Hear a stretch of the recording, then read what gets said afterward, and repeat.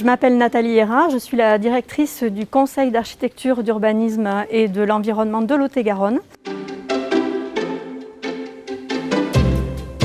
Dans le cadre de nos missions de conseil auprès des collectivités, on a fait donc le constat que finalement aujourd'hui les communes avaient beaucoup de mal à engager des processus globaux de redynamisation de leur centre-bourg. Le CAUE s'est rapproché du partenaire Conseil régional de Nouvelle-Aquitaine pour proposer une démarche expérimentale intitulée Rural Studio 47 et qui avait pour objectif de mobiliser ces communes en matière de réenchantement de leur centre-bourg.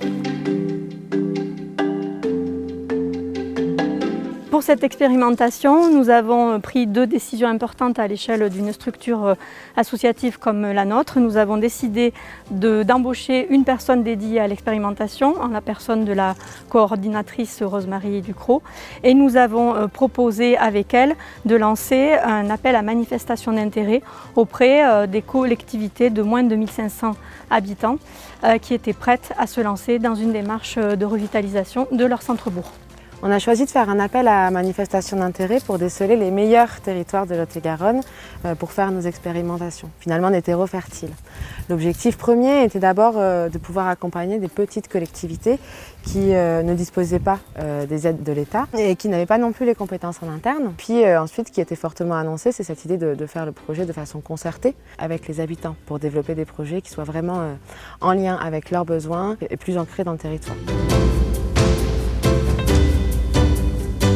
Fin 2021, nous avons donc procédé au jury pour sélectionner les communes.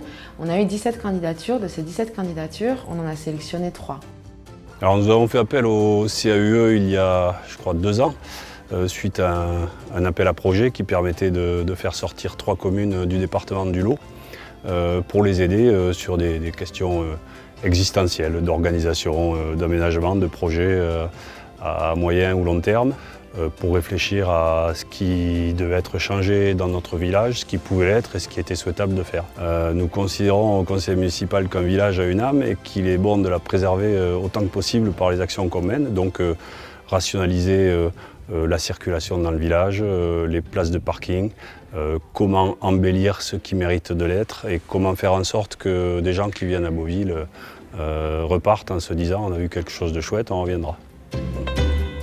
Nous, ce qui nous a engagés dans ce projet, c'est qu'on avait acheté par l'intermédiaire de l'EPF, l'établissement public foncier, la propriété qui est juste ici derrière.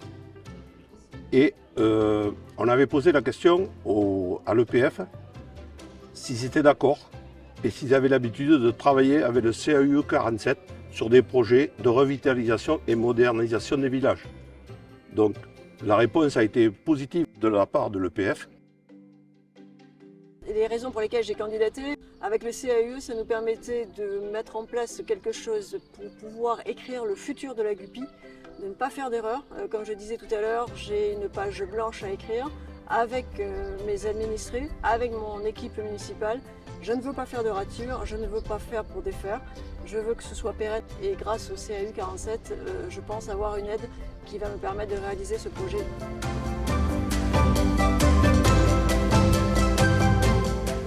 L'une des conditions pour candidater à cette AMI, c'était que les communes aient constitué ce qu'on a appelé un comité de projet, donc qui devait être composé d'élus communaux, d'un élu référent de l'EPCI et d'habitants de la commune. Et donc finalement, la première étape, ça a été de nous, CAUE, d'aller rencontrer ce comité de projet et pour qu'ils nous présentent leur territoire. Une fois cette première réunion et le cadrage effectué, la première étape, c'est finalement de faire savoir à ces habitants qu'on va réaliser la démarche participative. Donc cette étape, elle est primordiale parce que finalement, l'enjeu, c'est que les gens viennent aux réunions. On a donc proposé un processus participatif en 4 temps. Le premier temps, c'est faire connaissance, évidemment, et faire un état des lieux partagé. Présenter qui on est. C'est un objectif à court terme qui est de récolter votre regard sur le bourg.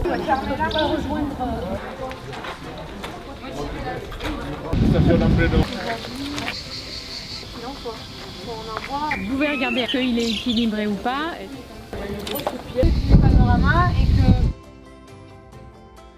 Le deuxième temps, c'est d'amener ce groupe d'habitants à se projeter pour développer un petit peu, on a appelé ça l'atelier vision commune, pour développer une vision commune du projet, de ce qu'on a envie de faire et du pourquoi on le fait. Donc en gros, juste on va vous faire réfléchir ensemble, par groupe, à la question de comment on habitera en 2040, comment on va se déplacer en 2040, comment on va consommer en 2040. Et si vous n'avez passé, après on peut vous pardonner. Le droit d'être futuriste, c'est l'idée. Là, vous pouvez être un peu utopiste, et 1 minute, ça peut être plus. Ouais, c'est que le début. En fait, c'était moi, mon idée, c'était... Augmentation de l'entraide, augmentation de la vie sociale dans le village. Vous avez compris que grosso modo, qu'on ait un gîte commun.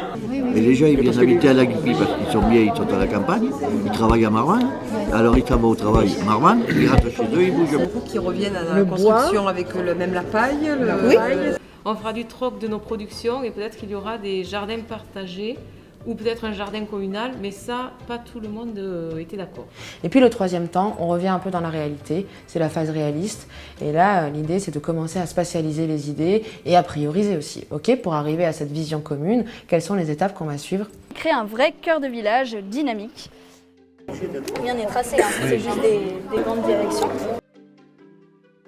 Enfin, le dernier temps très important, c'est ce qu'on appelle la restitution conviviale, où là, finalement, on va vérifier tous ensemble tout ce qu'on s'est dit durant les 3 premiers temps et on va s'accorder sur la matière qu'on va redonner à la municipalité. Et cette matière-là, ce qu'on a défini tous ensemble, c'est un peu des grandes orientations de projet.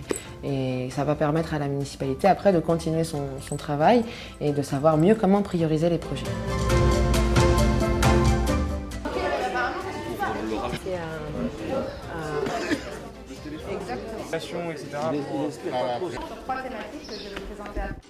Bon, tout d'abord, je suis honoré et je remercie les Castelnaudaises et Castelnaudais de participer. Je trouve ça formidable. Donc je vois que vous avez tous un intérêt pour votre village et j'en suis fier. Ouais. Déjà, voilà, la question de la mobilisation habitante, c'est un vrai travail. Ensuite, sans surprise, il y a aussi la problématique de l'engagement citoyen. Et finalement, on a peut-être aussi créé un besoin ou une envie de votre côté. Donc maintenant que vous vous êtes intéressé un peu à l'avenir de votre village, vous avez peut-être envie de donner une suite à ça. Il y a aussi effectivement la question du portage politique, parce que même si les communes ont candidaté, ça prouve qu'elles étaient motivées. Mais il faut qu'on forme un binôme entre nous, coordinateurs de la démarche, et eux élus durant la démarche, et puis qu'après, elles reprennent ce travail et normalement qu'elles poursuivent un petit peu ce processus de concertation dans leur projet avec leurs habitants. La suite, elle est immédiate en termes d'engagement. Engagement personnel comme maire, engagement des conseillers municipaux à poursuivre cette réflexion et à la mener tant que c'est chaud, tant que c'est dans les esprits. Sinon, c'est un soufflet qui va retomber et on va encore laisser passer une occasion.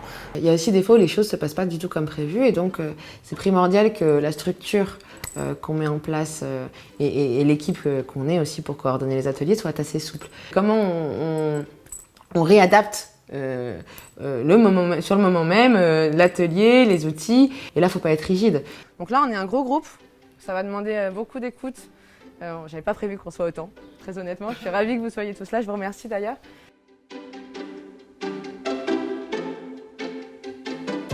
Durant ces 4 temps, il y a aussi évidemment eu des réussites et notre bilan est plutôt positif. Déjà parce qu'on se rend compte que ce soit du côté de la municipalité ou des habitants, il y a une montée en compétences générales et une appétence pour la question du projet d'aménagement. Les gens se sont mis à regarder leur village autrement. Très intéressant d'avoir pu avoir un regard extérieur de personnes compétentes, de personnes du métier, de l'urbanisme. On a pu un peu redécouvrir notre village. C'est l'occasion aussi de rencontrer des personnes que j'avais jamais vues et d'échanger un peu sur ce qu'on ressent, sur ce qu'on aimerait et construire ensemble.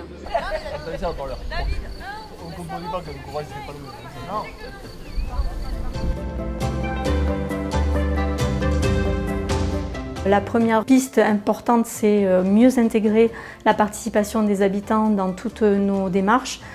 Jusqu'ici, ça avait été un aspect qui avait été pas forcément très bien abordé par les conseillers.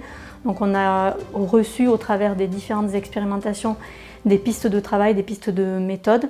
Le deuxième enseignement qu'on retire de Rural Studio et qui nous conforte dans notre approche, c'est que la revitalisation des centres-bourgs, le réenchantement, la dynamique, la nouvelle dynamique des centres-bourgs ne peut passer que par une approche globale qui va intégrer les différentes dimensions du renouvellement urbain des bourgs, c'est-à-dire l'habitat, l'espace public, le développement économique, les services au public. Donc voilà, cette approche globale nous paraît encore plus évidente et nécessaire pour réussir la revitalisation des centres-bourgs. Et le CAUE est prêt effectivement à accompagner tous les bourgs ruraux qui veulent se lancer dans ce type de démarche.